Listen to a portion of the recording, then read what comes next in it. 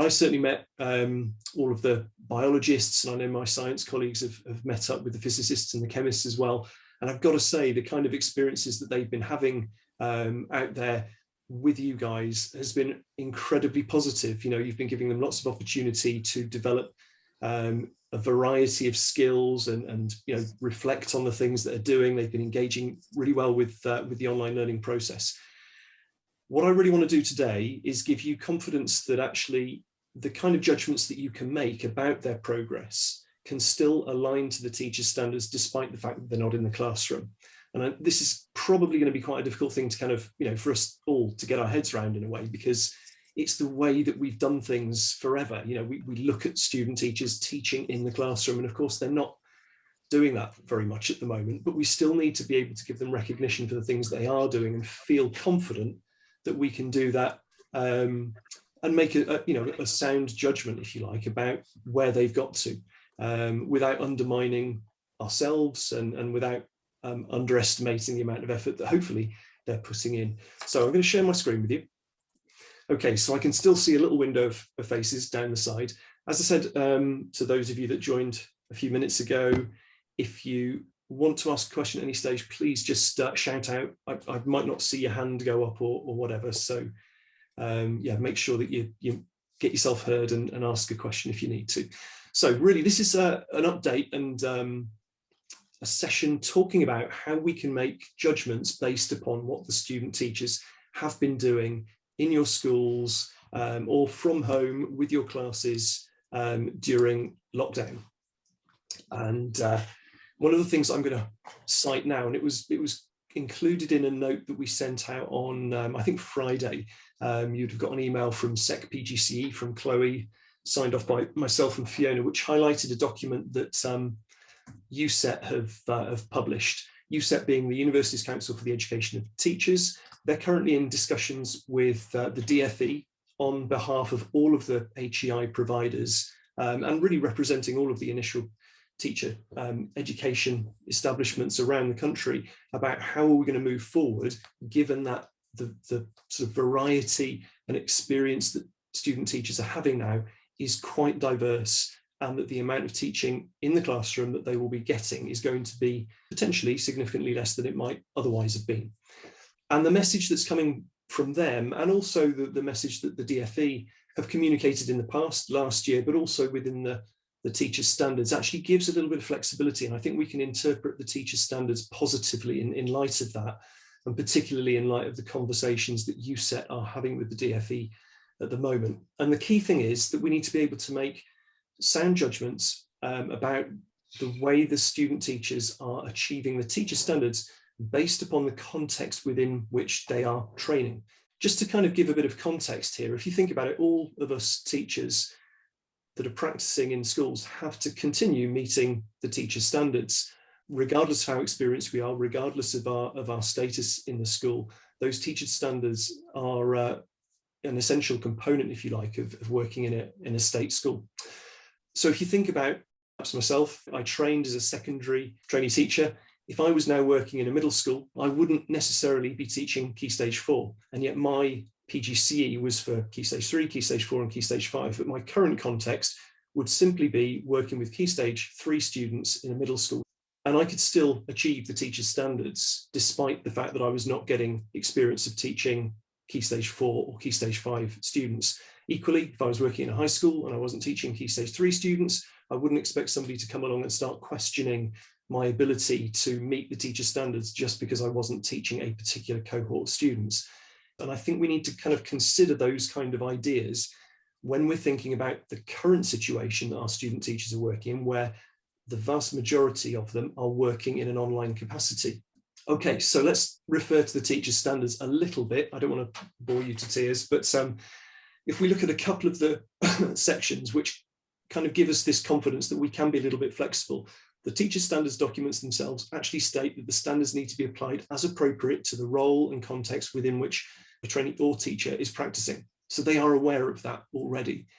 And at the moment, the role that they're playing may be as a teacher in an online context. And that's fine. You know, we can make the judgments based upon that. Section 13 says that the bulleted subheadings within the teacher's standards should not be interpreted as separate standards in their own right. So they're not just a checklist. It's not that you've got to do every single one of those. They are indicative of meeting the standard at large, which encompasses those subheadings, but it doesn't mean you've got to meet every single one of them to the nth degree in order for somebody to be able to say, you know, in terms of planning and teaching lessons, you've done it in the context you're working in. I can see that you've planned effectively. The resources that you've chosen to support the students online are effective. They've been really helpful and supportive of the pupils making progress and learning about your subject. So therefore, you know, some of the little substandards may appear to be quite related to the classroom, but we can reflect on those in a different way now, because we are talking about student teachers working in a different context. Section 14 says, as careers progress, teachers will be expected to extend the depth and breadth of knowledge, skills and understanding that they demonstrate in meeting the standards. And again, it talks about in the role they are fulfilling and the context within which they're working. So again, that relates back to what I was saying about the role that anyone might play working in different stages of school, different types of school and so on. But remember, it also talks about as careers progress, we interpret the standards accordingly. So as you become more experienced, the depth and the breadth of your ability to illustrate meeting those standards changes. And what we're looking at now in our student teachers are people without a great deal of experience. So we wouldn't expect them to have the same ability to demonstrate the standards as many of you experienced teachers would have. And again, that's fine. It's written into the teacher standards within the DfE documentation that is an acceptable way of looking at the teacher standards. So we need to remember that we're not measuring them against our own personal achievements or standards that we sort of hold ourselves to. And you know, I think we all do that. We're kind of probably our own hardest taskmasters in the classroom, expecting a lot of ourselves. You know, we push ourselves to do the best, and it is a tough job, and you know that. But what I'm saying is that we can't hold our trainees to the same standard, if you like, that you perhaps are working at, or your colleagues are working at in school. We need to remember the context and the stage of their training. So we need to draw upon the experiences that they're having, and I've got a couple of examples that I'll talk through in a minute that I hope sort of put some sort of meat on the bones to that statement, really. So what can we get from what they're doing at the moment, and how might we interpret that to write a report that reflects what they've done and relates to the teacher's standards, so that we are hopefully making positive comments wherever we can, and that we're not sort of finding reason not to award the teacher's standards. We are rather interpreting their current work in light of the context that they're working in to make sensible decisions. And I think what we need to think about here is that the decisions that we'll be making probably need to be considered in at least two ways. One of the things that you'll be basing your judgment on will be the actual tangible things that they're doing: planning, resourcing, using online tools and software to support the things they're doing. If they're literally talking to the students, of course, you'll be perhaps thinking about that, because you may have been part of those lessons and heard their descriptions and explanations. So there'll be those tangible things that you'll be basing your judgment on. But the other thing I think we really need to be mindful of is that we should also make our judgment on knowing the student teacher and knowing what kind of effort they're putting in, knowing the kind of extent to which they're collaborating, knowing the kind of personality that they're demonstrating to you, whether they are genuinely trying their best, whether they are really putting in effort to actually make a difference here. Are they offering to help out? Are they showing that level of commitment to you and your team and your department and your school? And I would sincerely hope that the vast majority of the students are. They're not just sort of sitting back and waiting for everything to come to them and for requests to be made all the time. It should be them, hopefully, being proactive and actually pushing this forward a little bit. And if you're noticing that, that's something else that I think should enable you to think a little bit differently, perhaps about a limited amount of experience. You can say, well, given that I've seen this, and given that I know that this is this kind of person, as soon as I put them in the classroom, they're going to be flying. They'll be absolutely taking off with this really good practice. I can see that in them, in the nature of the conversations I'm having with them, that kind of thing. It will feel different though, because we are so familiar with watching a classroom, watching them cope with the students in front of them, navigating the physical space and the students within it. And we're not seeing that at the moment. Now, interestingly, a number of our trainees have actually commented that they found it really empowering, the fact that they don't have to navigate that physical sort of space at the moment, because they can focus on communicating subject content rather than being distracted by the things that are going on in the room, you know, the behavioral kind of distractions perhaps that might happen. So it might be the case that actually this is sort of setting them up quite well for coming into the classroom and having finely tuned or honed their ability to communicate their subject content more effectively, because they've not had to think about the behavior management aspect quite so much. But it will feel different to us making these judgments.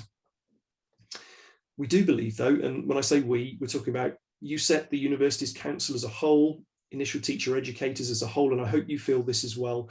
We do believe that a student teacher could be deemed to be more than just developing the teacher's standards, even without being in the classroom. And again, I'll show you some examples that I hope illustrate that. Not suggesting that we can just say, yes, they've met them now, and that's the end of it, but we can say, you know, you're better than just developing them. And if you remember, what I've told people in the past is that there are 4 standards or 4 levels of each standard. So you've got developing at the bottom, achieving, reaching them to a good level, and reaching them to a high level. By the end of the course, they must be at least achieving all of them. None of them can be developing. To be developing a standard means to simply have an awareness of it, but not actually put it into practice. To be achieving it means to be putting it into practice.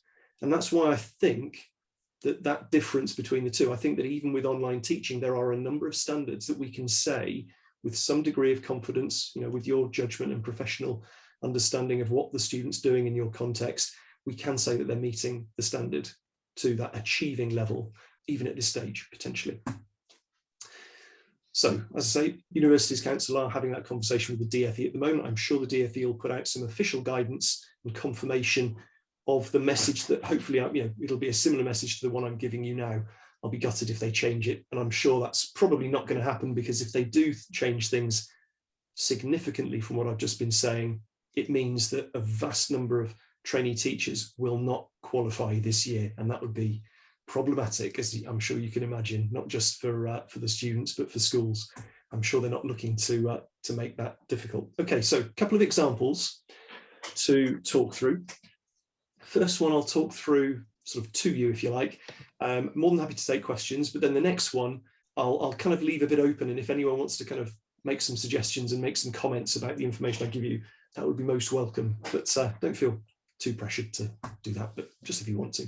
Right, okay, so this is our first example, and I've drawn on my own experience of talking with my trainees over the last 2 weeks to get some idea about some of the things that they are literally doing out there. If you're looking at the statement here and you're thinking, you know what, my trainee's not doing any of that, then obviously one of the things that you might want to think about moving forwards is, how do I get them to do a little bit more of this? Is it because they're not volunteering? Is it because I'm not able to give them the opportunity? Could I give them equivalent opportunities in a slightly different form? Who knows? But these are real examples. Names and subjects changed to protect the innocent, but otherwise they're genuine. I'll read it through for those of you that are perhaps frying an egg at the same time as listening to me.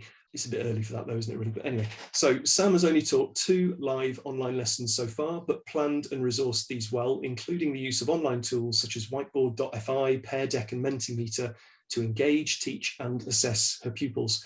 She's also been recording worked examples using a mini whiteboard and a document camera, embedding these into PowerPoints that pupils work through independently when not taught live. So there's clearly at this school, there's a combination of live teaching and asynchronous, just here you go, here's the PowerPoint, talk yourselves or read yourselves through that. She's referred pupils to these worked examples when mistakes have been noted in their submitted work. So she's obviously gathering in the work that they've been doing and making some sense of that, assessing it in some way. Sam has also been creating resources and assessment tasks for her Year 10 class. She's been using these to review pupil progress and inform future planning of live and asynchronous sessions. The resources and assessment tasks are now being used by other members of the department. So like I say, all of the things that have been said there have been taken from real students, so that, you know, these are things that are literally happening. So what I've done now is think, okay, well, what is it that, you know, that we know about the student, as well as the sort of tangible things that they're doing? What else can we say about them? So I've kind of made this bit up, but as Sam's school-based subject mentor, you've also noticed how dedicated and committed she is. She's been providing site of her plans and resources ahead of the lessons, reflecting on the feedback given. So, you know, that is happening. I know that students are giving plans and resources to staff. They're coming back and saying, you could perhaps do something a bit different here. So Sam's doing that. She's responding to the feedback she's being given before she uses them and moves on and actually shares them with colleagues within the department too. She's also been marking A-level questions submitted by your Year 12 class and has updated the department's records of scores and grades for this group and those of her other classes too. She's easy to get on with, clearly making a good effort, has been involved in the departmental and whole school meetings and briefings, and is keeping in touch appropriately with you as a subject mentor. Okay, so what does that mean in terms of her progress against the teacher standards? I've tried to think, well, what is it that she's been doing and how do those relate to the teacher standards? So teaching standard 1, set high expectations which inspire, motivate and challenge pupils. I would suggest, and again, I'm kind of, you know, making the case here and making it up a little bit, but I'm suggesting that because she's been seen to be using tools that are more than just a PowerPoint with things to read through and sums to do, she's giving a little bit of thought to how she actually engages with the students, how she can motivate them by perhaps pushing a whiteboard image or question out to them and getting them to respond using whiteboard FI, and she's able to interact with them in that way. So she's doing more than just teaching them. She's really trying to sort of move them on here. Stimulating environment through the use of those resources is being created. Mutual respect, again, without actually seeing or hearing what's happening, it's a bit difficult to make a judgment of that. But if she's teaching online lessons, maybe as the subject mentor, I've listened in and I can see that she's actually treating her students with respect. She's responding to their questions purposefully and meaningfully and sensitively. And in return, the students are making a good contribution to the questions that she's asking, either verbally or in writing, potentially. She's setting goals that stretch and challenge pupils. So she's not just doing this blindly, she's actually using evidence from the feedback she's getting, the work that they're submitting to move her planning onwards, and demonstrates the positive attitudes, values and behavior. Well, we've just mentioned that she's a dedicated, committed, easy to get on with and hard-working student. So you would imagine that those are the kind of positive attitudes, values and behaviors that we would hope that our own pupils had. So, you know, the fact that she's doing that sounds positive to me. So I would suggest that she's probably doing more than just developing teaching standard 1. I think already we could say that Sam is achieving that standard. TS3 is subject knowledge, so demonstrate good subject and curriculum knowledge. And again, I think by watching her use the models, so if she's doing a mini whiteboard modeling of how a teacher would complete a particular mathematical problem, and she's videoing that, you've got really good tangible evidence to actually support the fact that she can describe, she can explain, she can demonstrate that particular process really clearly. That should give you some confidence in her subject knowledge. Again, it's not just knowing that she's got an A-level in maths herself, it's actually hearing or seeing evidence of her communicating that either in writing or in this video form or even live, that information. Sorry, this is a maths example, but I'm assuming that everyone's comfortable reinterpreting it in the context of their own subject, by the way. So fostering and maintaining pupils' interest in the subject, addressing misunderstandings, well, things like Mentimeter, Pear Deck, Whiteboard FI are doing that sort of maintaining their interest alongside, hopefully, her helpful information and communication. She's responding to the feedback she's getting, she's using that to inform her planning and presumably address misunderstandings. Right, teaching standard 4, planning, teaching well-structured lessons. I don't think I really need to read through each one of these in great detail, but you can see that the things she's doing here alongside our knowledge of how much effort is going into planning and preparing these lessons and resources should be giving us some confidence that we can say again that she's not just aware of the need to do it, as in developing the standard, she's actually doing it. So therefore we can say that she is achieving that standard.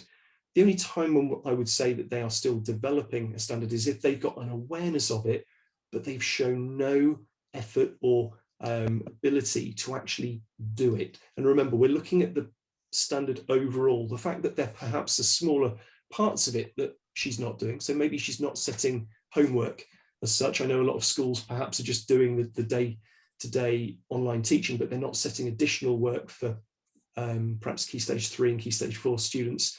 It's not the case everywhere, but that seems to be the case in quite a few schools. But the fact that she's not doing homework doesn't mean we can say she's not achieving Teaching Standard 4. That's just something that she's not had the opportunity to do yet, but we know her well enough to say that actually, you know what, when she's back in school and things are kind of back to normal, there's absolutely no chance that Sam's going to let these students not do homework. She will be on the ball. She'll be following your school's policy in respect of homework and so on.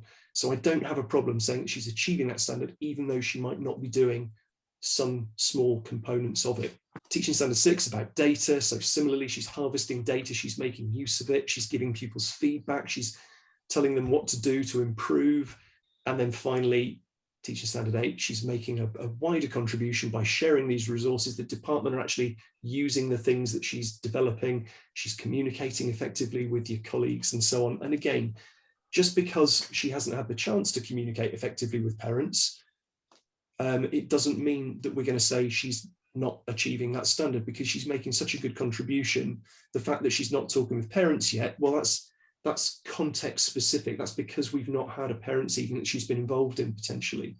I've not given her the chance. So therefore, I'm not going to say, well, you're not meeting it because I've not given you the chance. I'm going to say, as soon as I put you in front of a parent, I know you're going to respond just as positively as you do when you're talking with me and talking with your pupils. That's not going to be a problem. So that was my first example. The next one, I'm going to kind of leave you to think about a little bit and see if anyone wants to talk through any ideas that we have about Mark.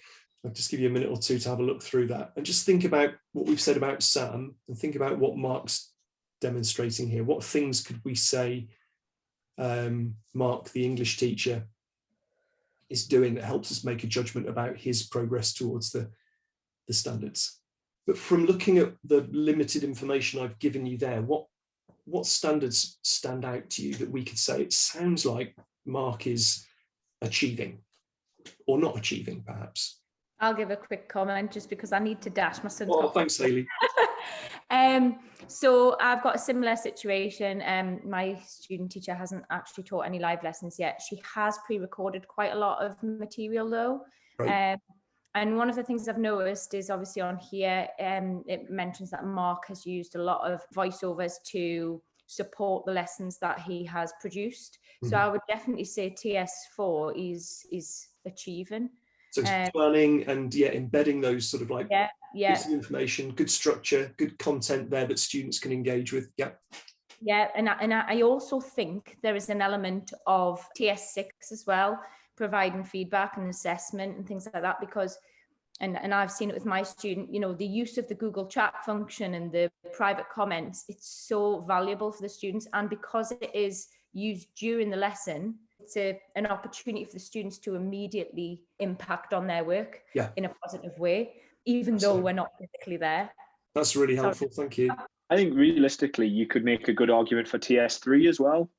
Because if they're providing voiceovers and stuff, you're assuming that they're not just going to be simply talking about what's on the screen. You're hoping that they're going to, be adding extra and maybe additional anecdotes and adding extra depth. I know I'm making a sort of an extended assumption based on what's written directly in front of me, but there is got to be some level of subject knowledge in terms of planning it regardless, never mind delivering it, even if it's not delivered live. Yeah, absolutely. So, particularly as you say, even within the hard resources and looking at the PowerPoint slides, you should be able to see components of subject knowledge coming through effectively. How clearly are they communicating that in writing? But then alongside that, with that audio clip, the video clip, overlaid with that, you can literally listen to what they're saying and how clearly they're communicating that. Now, it may be the case, that Mark's doing that really, really effectively. It would suggest so, looking at the feedback from a parent who's emailed in to say, thanks for the clear instructions. But it might also be the case that perhaps that gives you some information that, they might need to brush up on things a little bit. Well, fine, you can use it to sort of support that statement. But by and large, I think if they're actually going to the extent of preparing to actually talk over and voice over the slides they're doing, they've probably, as you've suggested, they've probably got a reasonable level of subject knowledge and fluency and confidence in what they're doing. You would sincerely hope so anyway. And it just hopefully that will give you that evidence, if you like, to support your judgment. If it doesn't give you that confidence, then talk about it with the student and have them make that one of their targets. At the moment, perhaps you might say their clarity of communication about the subject matter is not really that clear. They're working towards it, so you might say they're developing rather than achieving that one. But in this case, I think, given what's been said and the limited amount of info that we have, it would certainly seem that they're achieving TS3. And again, you probably look back at their qualifications and think, well, they've got an A-level and a degree in the subject as well. Their subject knowledge is pretty good. They're also planning within the constraints or the opportunities that the curriculum presents itself with. So they've got a knowledge of the curriculum, the specification that they're teaching, and so on. Thanks very much for that contribution. A number of students have said it's going to be really hard to show behaviour management. And actually, in a number of conversations I have had with them, even online, they are doing some really good things to encourage pupils to do the right things and discourage pupils from doing the less so right things. So they might be offering rewards, they might be, sending a little email home to parents to support or to encourage them to do the right thing, and that might be a positive bit of feedback, or it might be addressing somebody that seems to have not completed the work today. Now, that might be something that's not their responsibility. It might go through you as a head of department or as their mentor, or it might go more centrally through the sort of pastoral support mechanisms in your school. But if they're engaging in that process, you could suggest that actually they're aware of the mechanisms that can support effective pupil behaviours even online. Again, alongside knowing the character, you'll have spoken to them, you'll get a feel for the kind of person that you're dealing with. That should give you some confidence as to whether they're likely to be able to do that in presence in the classroom. So the context that we're working in now, you could still say, actually, you know what, they are managing behaviour effectively in the context they're working in. Okay. Right, so let's move on. So hopefully that gives you a bit of an idea about how, with relatively little information in front of you, we can begin to make some reasonably sound judgments that the students are actually doing something pretty effective here, despite the fact they're not in a classroom. Just going to talk about using the online reporting system for the purposes of the end of half-term report, even though it's called the end of term report. So please involve the student teacher in the process. Let them know, what it is that you're doing to come up with these decisions. You might actually want them in your next mentor meeting this week to actually bring to the table some evidence that supports the good planning and good teaching they've been doing, that actually supports the fact they've been using assessment data. If you're not sure about a particular standard that you think you might be able to give them a better rating on, but you just don't quite have enough evidence for that, put it to them and say, if you can show me something that really illustrates clearly that you've really engaged with this standard, then I might be able to make a more positive comment about it. So there shouldn't be any surprises. We don't want a student teacher reading the report and suddenly finding themselves at a loss or questioning why that's been said. It's got to be an open conversation all the way through here. It's helpful for them, and it's most helpful for you too if that's the approach you're taking.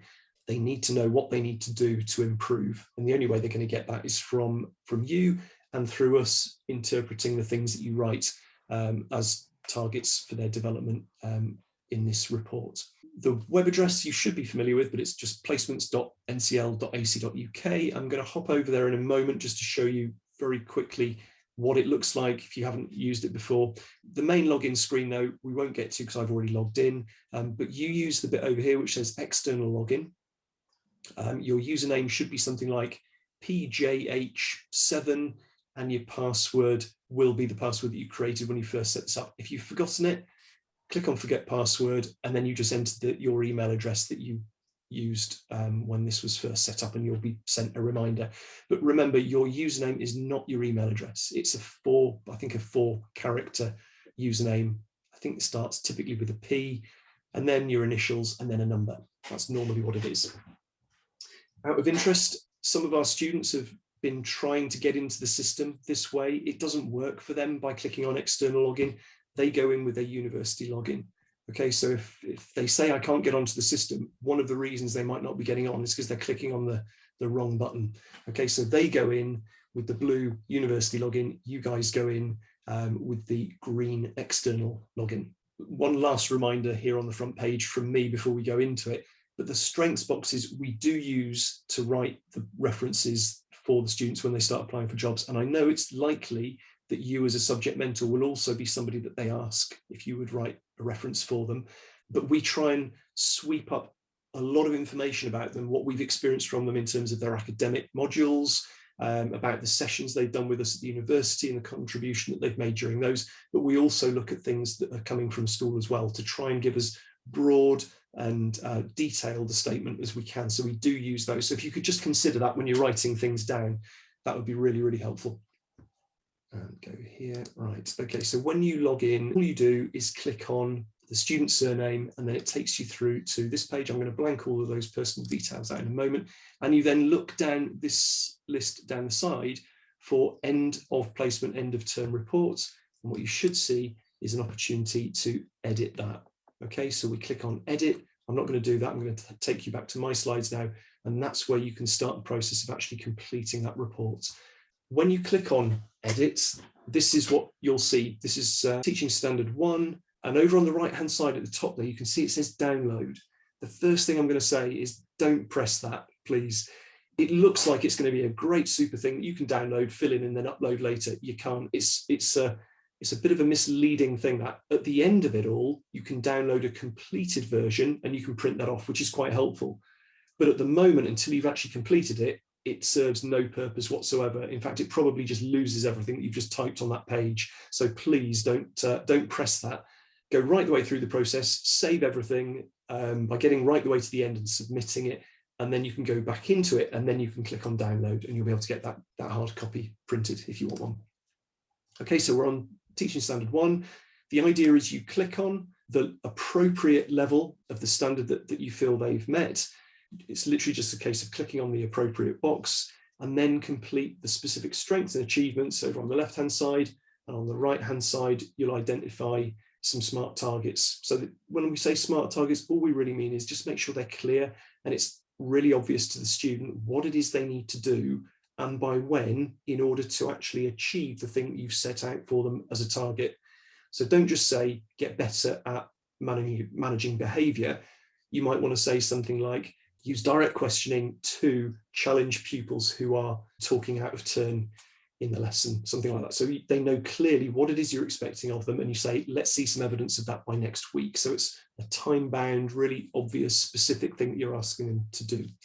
The other thing that it whizzed over there was on the bottom left, you also have a drop-down menu which says, for that particular standard, what kind of progress are they making? So are they developing, achieving, good, or high? So that's where for each of the standards you choose that overall grade. And normally speaking, it'll represent the kind of things that you've selected in the subcategories. But remember, they don't have to achieve all of the subcategories to achieve the standard overall. So we can consider the context and the specific situation that they're in at the moment. And just because they've not met with the parents doesn't mean that that's going to prohibit them from actually achieving the standard when you get to that particular one with that particular comment in it. Okay, so the only other thing to say, which kind of relates to that idea of developing, achieving, reaching a standard to a good level or a high level, is the weekly mentor meeting minutes, which they should be collating. But at the very bottom, there's one of the things that says, what kind of impact are they having on the students?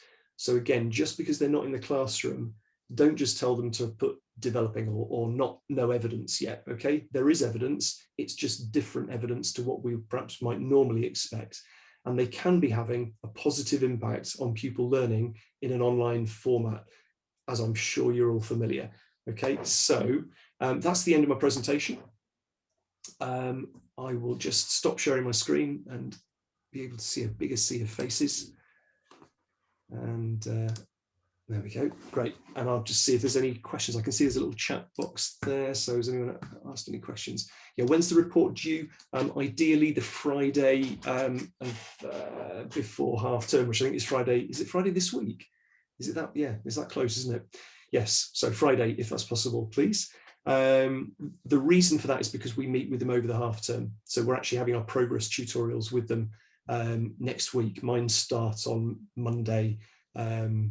So it's really useful, obviously, to be able to see your report when we're having that conversation.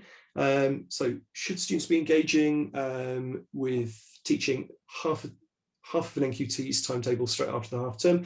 There's some flexibility in that. I would suggest that you look to increase the amount of exposure that they're having with the classes, with your teaching. Do increase the load a little bit.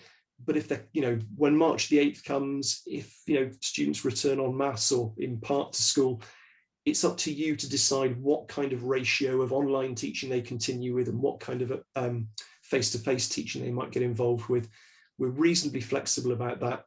So yeah, there is that flexibility, but I would suggest that it's still got to be somewhere between a third and a half at this stage. Right, so no surprises. Would you recommend doing the whole thing with your trainee or completing it first? Right, that's a good question, Melissa. I mean, I would suggest that I would probably give them the opportunity to present some things to me if I had any questions about the kind of what I was thinking in terms of their achievements so far. If I thought there was a bit of a gap and I thought they might be able to fill it, then I'd give them the opportunity to do that as part of the conversation. I wouldn't sit there and literally do it with them, but I'd have a conversation with them so that when they read it, they would know if there are going to be any negatives, they would probably have some awareness of what those might be. I don't think anyone would mind positive surprises, but if there's anything that you think is going to be a bit of a, just a bit of a pullback for them, then have that conversation. Say, listen, I don't think you've shown me quite enough evidence at the moment for teaching standard 5, differentiating your materials within the lessons that you've been planning for online purposes. That might be a target for next term. So I'm going to say that's a developing standard because I've not seen any of that at all. I mean, yeah, just making something up there, but that's the kind of thing that you might talk about with them. On the online mentor meeting sheets, there are 4 options at the bottom: minimal, developing, good, and high. Minimal would correspond to develop. Yes, that's correct. It would, Demi. Yeah, minimal is kind of developing. I think we just prefer to say minimal rather than developing. In that context didn't make a lot of sense, I think, when we were looking at the form. But as I say, if they are generating resources that students are engaging with, then I would say that it might be a little bit more than just minimal, but yeah. Right, Sarah, the report, would this be from my student's second placement? My student left. Oh, my student left at the end of November. I've had very few days with her before this. She's back after term with me. I'll need to look into that specific case, Sarah. And I'll get back to you about that one individually. Is that all right? Because I just need to check who it is and what circumstances surround that. Mark, can an ITT be downgraded for a specific target once the students return back to school? Yeah, because again, it's in the context that they're working with. I mean, I know what you mean. It's a bit of a harsh term to use, isn't it, downgraded? But I think what we need to do is say, right, now you're in the classroom. One of the things that we said that you were achieving well, perhaps, when you were doing online teaching, you were planning really effectively, and actually your planning's gone downhill now. You're not showing me the same standard of effort and contribution or something, then yes, there's no reason why you couldn't. I think what would be really hard is to find that out right at the very end. So I think before Easter, that would be a really good time, hopefully as a bit of a wake-up call if necessary. So they'll have hopefully had some classroom experience by Easter, and your Easter report will be that opportunity to say, you know what, we did say that you were achieving that standard, but now we've seen you in the classroom, you need to brush up on X, Y, and Z a little bit. So we need to just think, actually, that's developing now. Here are the targets for you to be able to achieve that again. Great. Any more questions, anybody? So should my student have been completed a weekly mentor meeting minutes online? Yeah, the student should be doing that. Not you. Okay, so there is a box at the bottom that looks like the mentor should be completing it because that was the way it was originally intended, but we don't want to give you guys any more work to do, so we've asked our students to do that. And what I would suggest you do is talk to them about that final box, and if you're happy that they're using your words appropriately, they're paraphrasing you appropriately, then you can tell them that what I want you to say about what I think of your progress this week is this. You can always look and see what they've typed up, and if they don't type what you said, then you can have a conversation about that, but I would suggest you get them to do that. Paraphrase it and say, on behalf of my subject mentor, this is what progress I've made. So fine, yeah, if you do it with your student when you're actually having an online conversation, Erin, that's great, no problem at all. More than happy for you to do that. I just don't want to give you extra work if I don't have to. So if it works for you that way, that's brilliant, good idea. Drop us a line if you need any help. Got any more questions, then feel free to drop us a call or whatever. Okay, thanks folks, bye-bye.